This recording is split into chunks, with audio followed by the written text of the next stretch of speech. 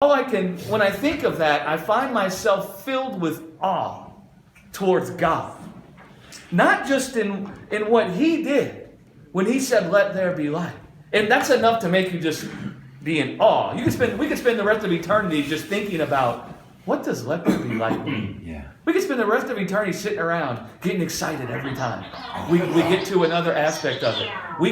Every time we could get excited. But one of the things that makes me so in awe is that God has seen fit, because He sees so much of Himself in us, that we could have that same spirit of faith as Him. Right.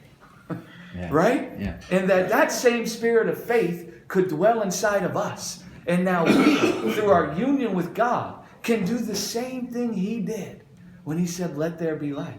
All just by what? Opening our mouths. Yes. Opening our mouths. And what word are we speaking? For so long I thought the word that I was speaking was commanding like things to happen.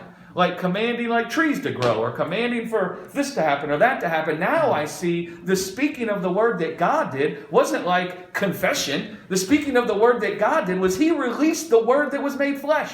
That's a very specific word that He released. Yeah. It wasn't just any old word. I used to think that that we create our lives by our tongues. Right. And I thought that's what it was talking about in Genesis. That's not what it was talking about. What it was saying is that life is created by the Word made flesh. That's what it was saying. Wow. And so now when I want to create, I declare the Word made flesh. Right. And it's not actually I that's creating. Right. But it's the Father, through His Spirit of faith, that's creating. Creating life in people. Releasing His light into the earth. Giving shape and form to this earth. And giving shape and form to people's lives and their hearts. Through the Spirit. Yeah.